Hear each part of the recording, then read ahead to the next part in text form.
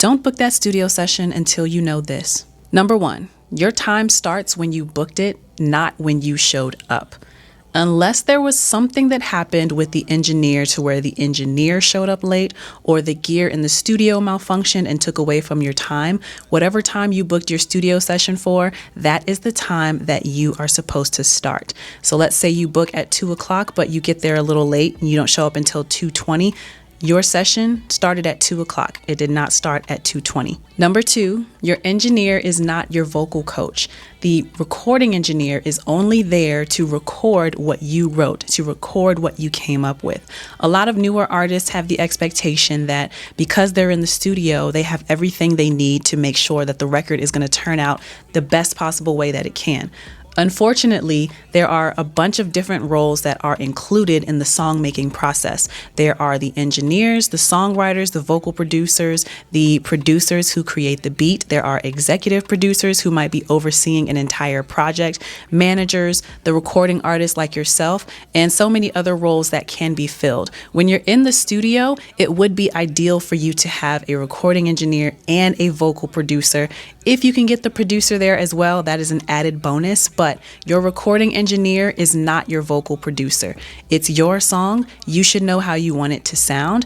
And until you are able to get a vocal producer, it is your responsibility to make sure you record it and perform it the way that you want it to sound. Your music is your responsibility, so do not rely on the recording engineer or the studio to hold on to your music files. This is something that I try to drill into every one of my clients that comes in to work with me.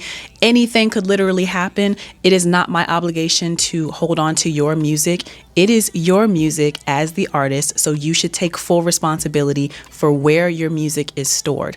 Things happen in the studio. Sometimes the gear is old. Sometimes it just fails for no reason, and you end up losing all of the session files that you recorded with. Something I was always told while I was in school by all of my professors is if your files don't exist in 3 places, then they don't exist. So while the studio storage can be a backup for your files, you should never rely on it to be the only place that your music is saved. Plus, why wouldn't you want control over what's going on with your music and who has access to it? That alone should make you understand why it's so important for you to have your own hard drive or thumb drive to be able to walk away with your sessions and music files every time you leave the music studio. Number 4, it is your responsibility to know what you want from the session. It is not the engineer's responsibility to control the vibe. It is your job.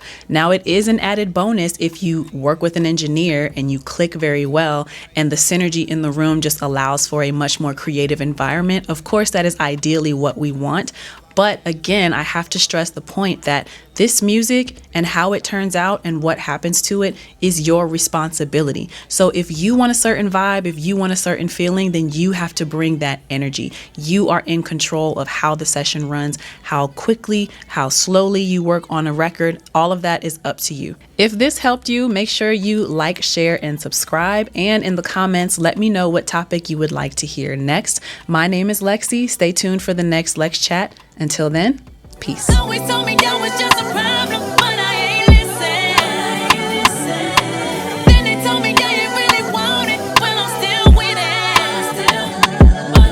Try to tell me I ain't really got it, but I still get it. Try to tell me I ain't really got it, but I'm still with it. Since 2003 I've been me.